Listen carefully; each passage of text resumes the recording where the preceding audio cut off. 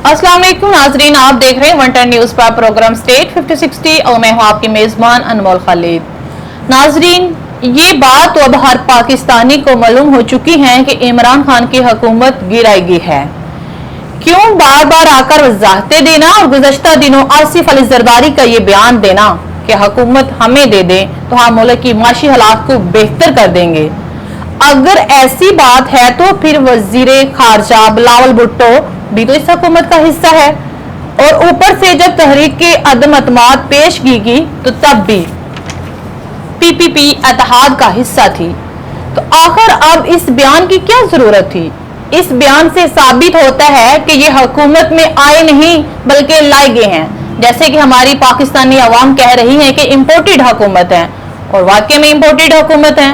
अब जरा मुनहरीफ अरकान की ये बात करते हैं तो उन्होंने कहा था कि इमरान खान की हुकूमत ने मुल्क में माशी हालात को खराब कर दिया है, मुल्क में महंगाई बढ़ रही है और डॉलर के मुकाबले में रुपए की कीमत बिल्कुल खत्म हो चुकी है।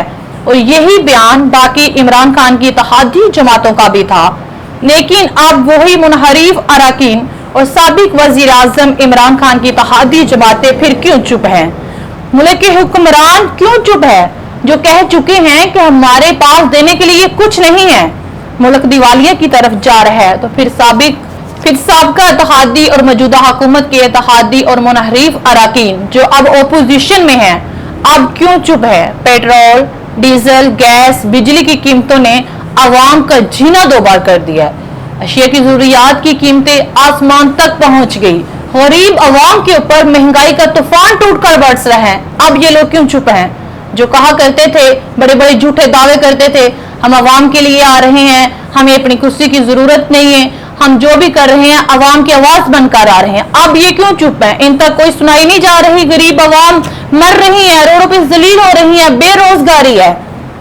फिर कौन है वो जिसने मुल्क की बढ़ती हुई माशी तरक्की को एक तरफ रखकर अपनी जाती अना और तस्कीन के लिए हुकूमत को गिराया और आज मुल्क का दिवालिया हो चुका है और खामोश तमाशाई बनकर बैठा हुआ है। अवाम पर जुल्म जिस्मानी और माशी किया जा रहा है मगर अवाम चुप है, अदारे खामोश हैं। क्या मैं बतौर शहरी इनको अपना खैरख्वाह समझूं या नहीं?